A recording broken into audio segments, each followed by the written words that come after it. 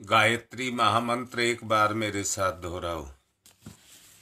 ओम भूर्भुवः स्वः तत्सवितुर्वरेण्यं भर्गो देवस्य धीमहि धियो यो नः प्रचोदयात्।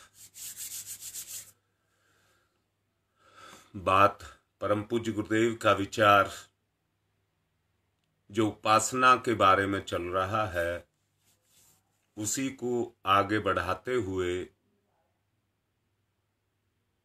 मैं ये कहूँगा,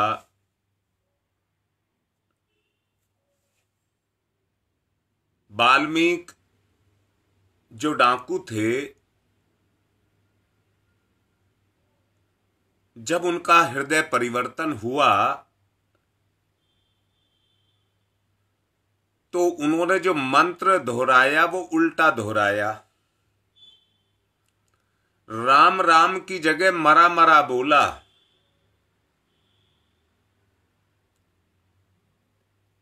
परंतु उस मरा मरा का सहारा लेकर के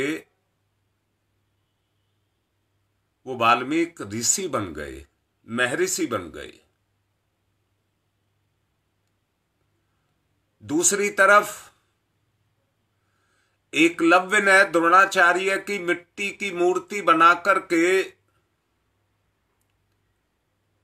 दुनिया के सबसे बड़े धनुधर जो साक्षात द्रोणाचार्य से उस कला को, विद्या को प्राप्त करते थे,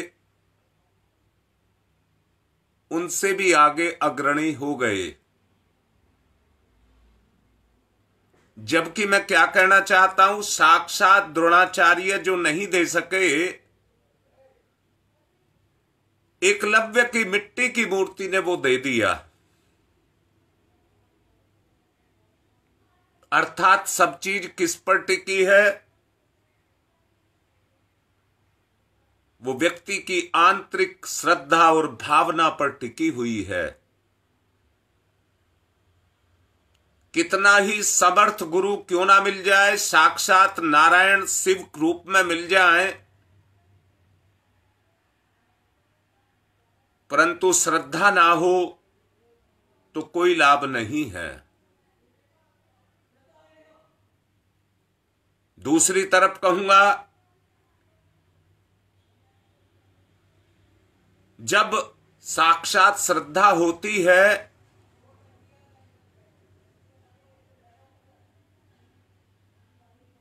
तो अंदर की भावना इतनी विकसित होती है कि जिसके कारण व्यक्ति की आंतरिक अवस्था, जो संस्कार वाली अवस्था है, वो बदलती जाती है, उसमें परिवर्तन आता हुआ चला जाता है। उपासना कोई कृत्य नहीं है, ना कोई कार्य नहीं है, ये एक भावना है। मैंने बहुत पहले एक प्रवचन में कहा था कि भावना और कोई चीज नहीं होती, फीलिंग का नाम ही भावना है।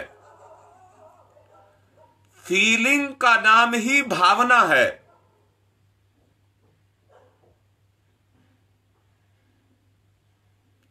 और कैसी फीलिंग?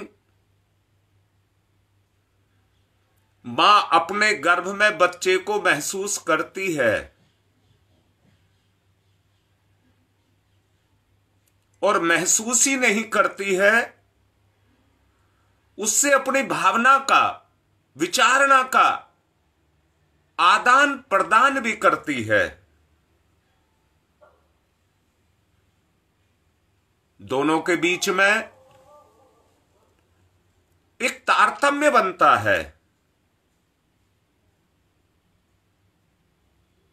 अब मैं भी आपसे यही कहूंगा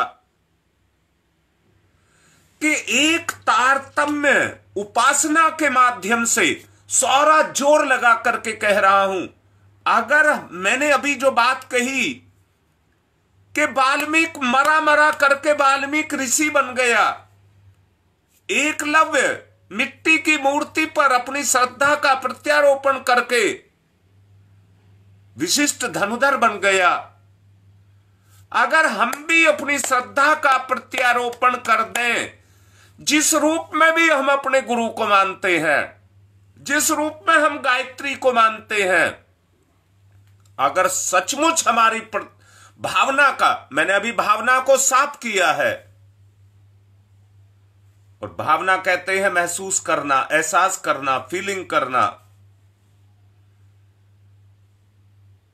इसमें जो काम करता है वो ज्ञान करता है, रितंबरा प्रज्ञा करती है, विचारना बुद्धि की गति को कहते हैं। जब वो गति करने लग जाती है तो जोड़ने का माध्यम विचार एक दूसरे को जोड़ देता है। जैसे गर्भ में बैठे हुए बच्चे को मां के साथ और मां को बच्चे के साथ जोड़ देता है। वो जीव जो अदृश्य है वो मां के गर्भ में आकर के साकार रूप धारण करने लग जाता है। ऐसे ही श्रद्धा भी जब भावना के रूप में परिवर्तित होती है तो निराकार से भगवान भी साकार होने लग जाता है। दोबारा से कहूंगा, ये कोई खेल नहीं है, ना कोई कार्य है। ये जो कार्य है ये तो अंतर ही अंतर है। गूंगे का गुड़, गूंगे का गुड़ जिसको वो व्यक्त नहीं कर सकता, पर अंतर ही अंतर भाता है, अंतर ही अंतर में उसको महसूस करता है। ये गूंगे का गुड़ है। ब्रह्म विद्या का तत्व दर्शन से तात्पर्य परमात्म सत्ता का स्मरण और उसकी विशेषताओं का चिंतन है। जब ये अंदर अपने अंदर होने लग जाए ये चिंतन, मैं कहता हूं कितने ही प्रवचन सुनते रहिए, साक्षात परम पूज्य गुरुदेव की सभा में जाट करके बैठते रहिए, कुछ होने वाला नहीं है। श्रद्धा जब तक नहीं जगेगी उपासना की क्रियाशीलता नहीं होगी। इसलिए फीलिंग को जगाओ, फीलिंग को जगाओ। हृदय रूपी जो गहवार है उसके अंदर अपने गुरु को बैठाओ। गायत्री मंत्र से सूर्य की शक्ति का, मैं फिर से कहता हूं, अंदर से झांक करके देखना। हड्डियां निकली हुई, क्रसकाय हुए हुए, शायद गुरु उस अवस्था में आपकी चेतना में पड़े हुए हो जिस अवस्था के अंदर वो अपने तड़प रहे हो, अपने प्राण छोड़ने के लिए तड़प रहे हो। उनको दोबारा से प्राण दे करके, जैसे मरते हुए को ऑक्सीजन लगा करके वेंटिलेटर पर ले जा करके उनके प्राण की रक्षा की जाती है, ऐसे ही अपने चेतना के अंदर अपने गुरु को बैठाइए और गायत्री मंत्र को माध्यम बना करके गायत्री माता का तेज अपने परम पूज्य गुरुदेव में पैदा कर दीजिए, जिससे उनकी सत्ता, जैसे भोजन को करके हमारा शरीर पुष्ट होता है, क्रियाशील होता है, प्रेम को पा करके हमारा मन क्रियाशील होता है, ऐसे ही भावना को पा करके हमारा गुरु क्रियाशील हो जाए, हमारा गुरु सक्रिय हो जाए। सच को जानना, मैंने अभी कहा था, परमात्म सत्ता का स्मरण और उसकी विशेषताएं जिसके चिंतन में आना शुरू हो गई, समझ लेना उसका उद्धार संभव हो गया। सत्प्रवृत्तियों का समुच्च उसके अंदर से जागृत अपने आप होना शुरू हो जाएगा। आप एक परिवर्तन को अपने आप अपने अंदर महसूस कर पाएंगे। बहुत अच्छे से समझ लेना। आज मैं एक बात और कहूंगा, आज से मैं जितने भी पर्व आएंगे, त्योहार आएंगे, जैसे आज संक्रांति का पर्व है, ये संक्रांति का पर्व नहीं, परिवर्तन का पर्व है। अगले किसी प्रवचन में आप लोगों को इसके बारे में बताऊंगा, परंतु आज संक्रांति के बारे में जरूर बताऊंगा। और ये निवेदन करूंगा, ये पर्व वो घुमाव है, वो मोड़ है, या कई मोड़ पर लगे हुए जो बोर्ड होते हैं जो बताते हैं ये रास्ता यहां जाता है, ये रास्ता यहां जाता है, वो सूचना पट हैं जो हमको सूचना देते हैं कि हमको कहां जाना है। मैं आपसे कहूंगा, अब जितने भी आगे पर्व आते जाएंगे उनके बारे में जितना भी संभव हो सकेगा मैं उसके बारे में आपको बताता जाऊंगा। सत प्रवृत्तियों का समुच्चय ही भगवान है। सत प्रवृत्तियों का समुच्चय ही भगवान है, उसी को भगवान कहते हैं। विराट परब्रह्म तो वह सूत्र संचालन शक्ति है जिसे सारी सृष्टि की व्यवस्था को चलाना होता है। उनमें से आप भी हैं। सृष्टि की व्यवस्था में सृष्टा ने आपको भी लगा करके रखा हुआ है, आप भी उन्हीं में से हैं। इंकारी आपकी हो सकती है, ईश्वर ने आपको मौका दिया है। नियम, व्यवस्था, मैं ये कह रहा हूं, अव्यवस्था को व्यवस्था में बदलना, अनुशासनहीनता को अनुशासन में बदलना, ये आपका काम है। और इसी काम का नाम उपासना है।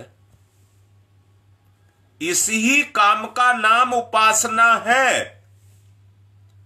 अगर आप अपने आप को बदलना चाहते हैं, भगवान निराकार है, आप साकार हैं। उस निराकार को अनुभव करके अगर आप साकार में परिवर्तन लाने लग गए तो समझ लेना भगवान की सद्विचारणा, सद्भावना, सत्प्रवृत्तियों के समुच्चय के रूप में आपके ऊपर क्रियाशील होने लग गई। आपकी चेतना पर वो सत्ता क्रियाशील आरूढ़ हो गई, जुड़ गई आपके साथ में। अरे मुझे एक बात बताओ, क्या आप भोजन से नहीं जुड़े हैं? क्या आप भोग से नहीं जुड़े हैं? अरे भगवान को भी जोड़ लो, अपने साथ में अपने भगवान को भी जोड़ लो। मैं दोबारा से उदाहरण दे रहा हूं, जिस तरह से मां अपने बच्चे के साथ जुड़ी रहती है, वैसे ही आप भी भगवान के साथ अपने आप को जोड़ लो। जिसकी समस्त विशेषताओं का स्मरण करके उनको आत्मसात करने का प्रयास आप करिए। और मैं आत्मिक निवेदन के साथ कह रहा हूं, आपका प्रयास कभी खाली नहीं जाएगा। उपासना में अंतःकरण को भावनाओं की उच्च स्तरीय उद्देश्यों के अनुरूप गतिविधि देना, उसको गति देना, यही साधना की पद्धति है। इसी को साधना पद्धति कहते हैं। मैं कहता हूं, दुनिया में इतने शास्त्र लिखे हैं, साधना की इतनी सारी पद्धतियां हैं, परंतु वो किसी के अनुभव हैं, वो किसी के अनुभव है। आपके ऊपर, आपकी चेतना के ऊपर तो वही साधना पद्धति काम करेगी जो आपकी चेतना पर क्रियाशील होगी। वही सच्चाई है, वही सच्चाई है। ये सच्चाई नहीं है, ये सच्चाई नहीं है। साधना में आराधना भी इसी के साथ स्मरण किए जाने वाले कृत्य हैं, जिसमें क्रमशः विचारणा और गतिविधियों को उत्कृष्टता के साथ जोड़ा जा सके। उसका व्यवहारिक पक्ष है, उसका व्यवहारिक पक्ष है। अपने व्यवहारिक पक्ष को दिखावे में नहीं, अंदर से, भावना से, जो मजबूत करता है, उपासना भक्ति के रूप में बदलती चली जाती है। जितना वो परिवर्तित होती ही चली जाती है, भावना में जितना समावेश होता हुआ चला जाता है, उतनी ही आपकी भक्ति साकार फलीभूत होने लग जाती है, फलीभूत होने लग जाती है। मैं कह रहा हूं, आराधना कर्म योग है, आराधना कर्म योग है। कर्म की प्रवृत्ति समझिए, जब उच्च स्तरीय गुण के रूप में आपके व्यक्तित्व के अंदर उतरने लग जाए, तो उसको आप आराधना कह सकते हैं। आत्मसत्ता को महानता के पथ पर पहुंचाने के लिए इस त्रिविध आयामों का, सोपानों का, मंजिलों का, चरणों का गति के रूप में अपनाना पड़ता है, अपनाना पड़ता है। जो उन गतिविधियों को अपनाते हैं, उपासना, साधना और आराधना, इन 3 उपायों से ही ईश्वर जीव सत्ता में प्रवेश करता है, जीव सत्ता के अंदर प्रवेश करता है। भगवान भी चाहता है आपकी सत्ता में जन्म लेना।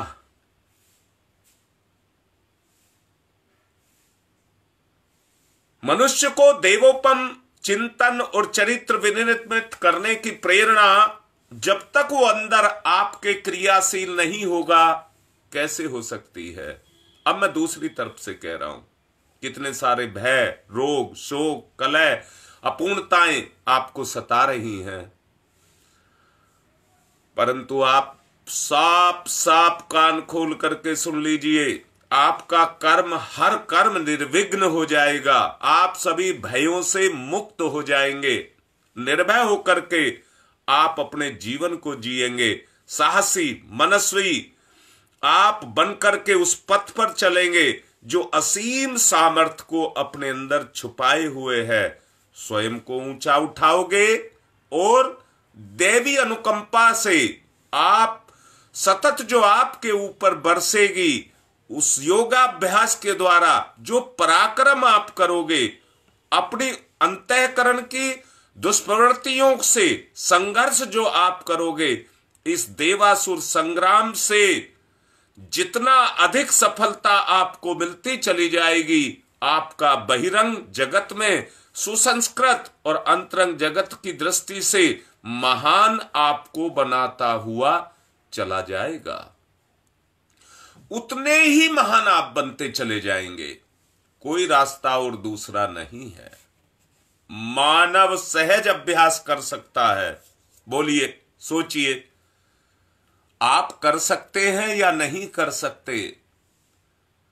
मानव सहज अभ्यास कर सकता है, परंतु उसकी दुष्प्रवृत्तियां करने नहीं देती, और करने ही नहीं देती, समय ही नहीं आने देती। उसको ऐसा फंसा करके रखती हैं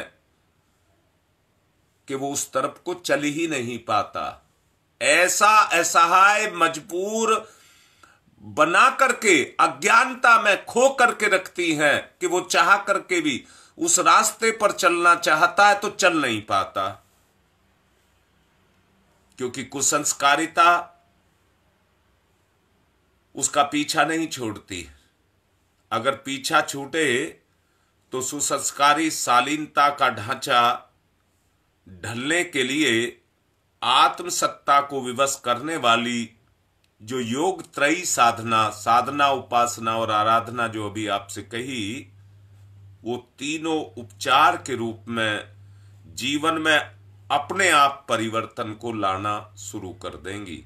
वो परिवर्तन सहज आपके अंदर क्रियाशील होता हुआ चला जाएगा। अभ्यास जब किया जाता रहेगा, साधना पर आप अरूढ़ रहेंगे, आपका मनोबल और आपका संकल्प बल जब दृढ़ रहेगा, तो दुष्प्रवृत्तियों से जूझने योग्य क्षमताएं आपके अंदर पैदा होती हुई चली जाएंगी। आराधना के द्वारा अपने क्रियाकलापों को उद्देश्य ईश्वरीय उद्यान को आप पुष्पित पल्लवित करने के लिए भावना का विकास करते हुए चले जाएंगे। सतत हर क्षण इसका अभ्यास जीवन में आप करते हुए चले जाएंगे। ईश्वर जब आपके अंदर आकर के, आपकी चेतना में आकर के विराजमान हो जाएगा तो ईश्वर आपकी चेतना के ऊपर सक्रिय हो जाएगा। इतनी सी ही बात समझ में अगर आ जाए तो किसी को कोई परेशानी होने वाली नहीं है। पर ब्रह्म किसी को उपहार मनोहार देकर के प्रसन्न नहीं करता, परंतु भ्रांतियों को दूर करके जो मन पर छाई रहती हैं, मनुष्य को दिग्भ्रांत जो करती रहती हैं, पर ब्रह्म सृष्टि की अनुशासन व्यवस्था का नियंता है, उसे फुसलाया नहीं जा सकता। पूजा उपचार कर्मकांड तो अपने क्रियाकलाप हैं जो हम अपनी उत्कृष्टता के लिए करते हैं। जब करते हैं तो वो प्रभावी व्यायाम है, पराक्रम का तरीका है, और कुछ नहीं है। उसका सहारा लेकर माध्यम बना करके हम अपनी चेतना को उत्कृष्टता के ढांचे में ढालते हुए चले जाते हैं।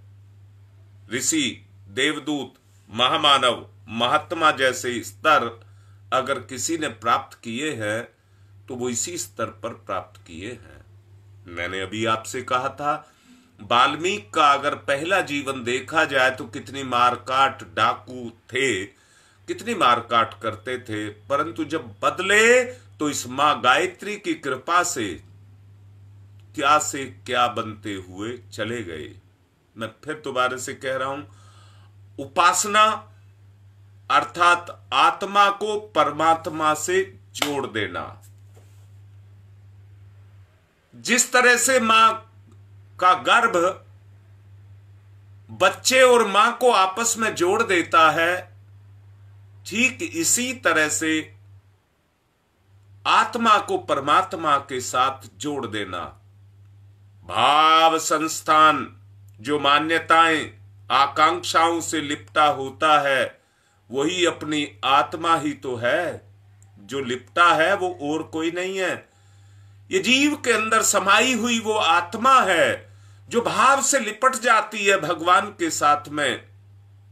मैं भी आपसे कहता हूं, गायत्री मंत्र का जिसका आप जप करते हैं, उच्चारण करते हैं, सूर्य की भावना आपके अंदर सूर्य के प्रति श्रद्धा को पैदा करते हैं, और भावना के द्वारा जिस मंत्र का उच्चारण करते हैं वो प्रभाव के रूप में जाकर के आपकी भावना के माध्यम से सूर्य से जाकर के चिपट जाता है, और सूर्य की शक्ति को लेकर के आपके अंदर अपने आप अवतरित होता है। विज्ञान भी इस बात को मानता है, जिस चीज की उत्पत्ति जहां से होती है उसका विलय भी वहीं पर होता है। दोबारा से कह रहा हूं, हर चीज अपने मूल स्रोत में समा जाना चाहती है। ईश्वरीय परम चेतना से हम उत्पन्न हुए हैं और उसी में ही हम समा जाएं, तभी हमारी मुक्ति होगी। और मैंने कहा है, उपासना अर्थात आत्मा का परमात्मा से मिलन, जोड़ देना, दोनों आपस में जुड़ जाना। जब ये अनुभूति के रूप में होने लग जाते हैं तो उसी को भावना कहते हैं। हमारा झुकाव, लगाव, प्रेम जब उसके प्रति बढ़ता चला जाता है तो उसको श्रद्धा कहते हैं। दोनों के बीच में जब वो बढ़ने लग जाता है तो उसको श्रद्धा कहते हैं।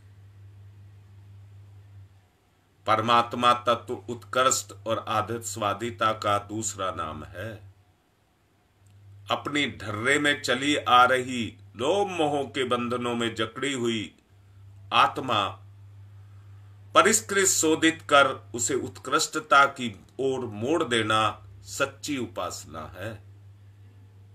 मैंने भी आपसे कहा था, जहां कहीं भी मोड़ आते हैं तो सरकार रोड पर इंडिकेटर लगाती है और जगह का नाम लिखती है कि ये जगह इधर जाना है तो ये जगह इधर है, एरो का निशान लगा देती है। उपासना आपका मार्गदर्शन करती है और आपको लेकर के चलती है। उपासना से हमारा तात्पर्य जिसके समीप बैठे हैं उसके अनुरूप हो जाना। ये समर्पण, घनिष्ठता अपनी निश्चल उच्च स्तरीय होगी, उतनी ही उपासना सार्थक होती हुई चली जाएगी। ये तभी संभव है जब उपासक का स्वयं का स्तर ऊंचा हो और उपास्य के संबंध में वास्तविक बोध और किसी भी तरह से, किसी भी प्रकार, किसी भी तरह की भ्रांति पैदा ना हो। उपासना का तत्व दर्शन समझने के लिए जो व्यक्ति अपने आप को, अपने अंदर समर्पण को जगाता है, उसके बाद कुछ शेष नहीं रह जाता है। प्राप्ति होने लग जाती है, प्राप्ति होने लग जाती है, जुड़ाव होने लग जाता है, मिलने लग जाता है। मैं आपसे फिर से कह रहा हूं, एक उस बच्चे को देखिए जिसके पास कोई काम नहीं है, जो कमाता नहीं है, परंतु जैसे ही उसका किसी साधन के साथ, कमाई के साथ जुड़ाव हो जाता है, तुरंत उसको मिलना शुरू हो जाता है। इसी का नाम उपासना है। हमारा जुड़ाव जैसे ही हो जाएगा, तादात्म्य वाला पक्ष उसका प्राण है, वो प्रत्यक्ष है, दूसरा परोक्ष है। जब ध्यान प्राणायाम क्रिया महत्वहीन है, यदि भाव पक्ष की प्रधानता नहीं दी गई तो पौरुषहीन के हाथ में तलवार सौंप देने से कोई पराक्रम नहीं हो सकता, कोई पराक्रम नहीं हो सकता। लोहे का एक टुकड़ा भर सिद्ध होगा, पराक्रम ही जीतता है, तलवार नहीं। इसी प्रकार भाव श्रद्धा ही उपासना को सार्थक बनाती है। कर्मकांड तो मात्र क्रियाकलाप है। मैं आपसे यही निवेदन कर रहा हूं। एक छोटी सी बात को कहकर के फिर मैं संक्रांति के बारे में आपको बताऊंगा। महाप्रभु चैतन्य अपनी मंडली के साथ देशाटन को निकले थे। जगन्नाथपुरी क्षेत्र की बात थी, वो प्रचार के लिए निकले थे। मंडली में कई बड़े अच्छे अच्छे विद्वान थे। एक बड़ के पेड़ के नीचे एक किसान बैठ करके गीता का पाठ कर रहा था। उसकी आंखों से आंसू टपक रहे थे, उसकी तन्मयता देखते हुए बन रही थी। हाव भाव ऐसे थे कि मानो वो स्वयं ही अंतर चक्षु से गीता काल की घटनाओं को भगवान श्री कृष्ण एवं अर्जुन को हृदय रूप में सामने देख रहे हैं। मंडली रुक गई। पाठ करते हुए उस किसान को देख करके उसके उच्चारण को अशुद्ध था। अल्प शिक्षित होने के कारण जो विद्वान थे वो उस पर उंगली उठाने लगे। विद्वानों ने उसे टोका, अशुद्ध बोलने से रोका। महाप्रभु चैतन्य एक टक भाव विभोर होकर के उसे देख रहे थे।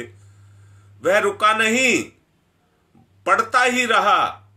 बोला, मेरे लिए इतना ही बहुत है कि भगवान जो एक कह रहे हैं उसे मेरी आत्मा अमृत की तरह पी रही है। महाप्रभु के ये बोल फूटे। उन्होंने उस भक्त को नमन करते हुए कहा, आप असली भक्त हैं। अशिक्षित की भावना जो आपके अंदर है वो भावना शिक्षितों से कहीं ज्यादा आपके अंदर है। इसलिए जो तुम कर रहे हो वो भक्त की भक्ति है जो सार्थक हो रही है। वो समर्पण, वो तादात्म्य, वो भाव जो आप नियोजित कर रहे हैं, वो सारे पूजा उपचार उसके सामने अधूरे हैं। अर्थात आप जो कुछ कर रहे हैं वो सचमुच उन भावनाओं से भरा हुआ है। मेरा मन है कि मैं जो भी पर्व आएंगे, मैं किसी प्रवचन में आपको आगे बताऊंगा पर्व कितने आवश्यक हैं, परंतु आज का जो संक्रांति का पर्व है उसके बारे में मैं आप लोगों को समझाना चाहूंगा। संक्रांति अथवा संक्रमण का अर्थ है एक स्थान से दूसरे स्थान को जाना। जैसे संक्रमण रोग फैलता है, पृथ्वी जिस मार्ग से होकर के एक वर्ष में सूर्य की परिक्रमा करती है उसका नाम ज्योतिषियों ने क्रांति व्रत रखा है। उस मार्ग को 12 भागों में बांटा गया है जिसको राशि कहते हैं। ये 12 राशियों के नाम वैसे तो आप जानते होंगे, फिर भी मैं बता देता हूं। मेष, वृष, मिथुन, कर्क, सिंह, कन्या, तुला, वृश्चिक, धन, मकर, कुंभ और मीन, ये 12 राशियां हैं। सूर्य को एक राशि से दूसरी राशि में जाने में 1 महीने का समय लगता है। जिस दिन सूर्य एक राशि से दूसरी राशि को पार करता है, दूसरी राशि में प्रविष्ट होता है, उसी दिन उसकी संक्रांति मानी जाती है। वैसे तो धार्मिक जन सभी संक्रांतियों को पवित्र मानते हैं, परंतु राशियों का सृजन जो होता है वो मेष से होता है। मेष और मकर की संक्रांतियों को विशेष महत्व दिया गया है। इसी में पहली चैत्र या बैसाख के महीने में पड़ती है और दूसरी पोष या माघ में जो अभी है ये होती है। मकर संक्रांति शीतकाल के मध्य में पड़ती है, इसलिए इस दिन तिल और गर्म वस्तुएं खाने और कंबल आदि दान देने का विशेष महत्व है। क्यों? जो असहाय हैं, असमर्थ हैं, अगर समर्थ उनकी सहायता नहीं करेंगे, यहां मैं फिर से कह रहा हूं, लोक मंगल की भावना को जागृत किया जाए, सबके भले की भावना को जागृत किया जाए। कुछ जगहों पर खिचड़ी बाजरे की, जिसका प्रभाव स्वभाव अंदर से गर्म होता है, जो सर्दी से रक्षा करती है, उसको खाने के लिए दान करने का रिवाज है। आज के दिन तिल का उबटन करना, तिल के तेल से हवन करना बहुत शुभ माना जाता है। पुराने समय में उपरोक्त दोनों संक्रांतियों के अवसर पर धार्मिक सिद्धांतों का प्रचार करने के लिए हरिद्वार या प्रयाग में बड़ी बड़ी सभाएं हुआ करती थी, जिसमें देश के बहुसंख्यक ज्ञानी, महात्मा, ऋषि मुनि, पंडित आदि और अनेक राजा महाराजा भी उसके अंदर भाग लिया करते थे। ऐसा धार्मिक और सामाजिक समस्याओं का निर्णय होता था जो उस समय समाज के सम्मुख मुसीबत बनकर के खड़ी हुई होती थी। उनके निवारण के लिए उनके उपाय खोजे जाते थे, जिससे समस्त हिंदू जाति को एक सूत्र में संगठित करने का मौका मिलता था। क्या सही है, क्या गलत है, क्या हुआ है, क्या नहीं हुआ है, उसके बारे में चर्चा होती थी। हिंदू धर्म में आदर्श सिद्धांतों को देशव्यापी बनाने के लिए इस कार्य से सहायता मिलती थी। उस समय प्रचार के वर्तमान साधन सुलभ नहीं थे, इसलिए ऐसे धार्मिक समारोहों के द्वारा देश के दूरवर्ती स्थानों पर विद्वानों के निर्णय पहुंचाने के लिए उस समय धार्मिक समारोह किए जाते थे।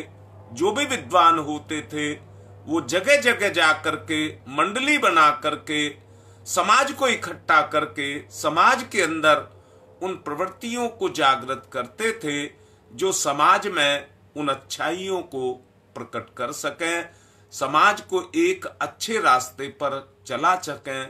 उन प्रवृत्तियों को जागृत करने के लिए जाते थे। अब इन धार्मिक समारोहों ने परिवर्तन होते होते मेलों का रूप धारण कर लिया है। कैसा रूप मेलों का कर लिया है? अब उन मेलों में झूले लगते हैं, मिठाइयां लगती हैं, पकौड़ियां बिकती हैं, परंतु सच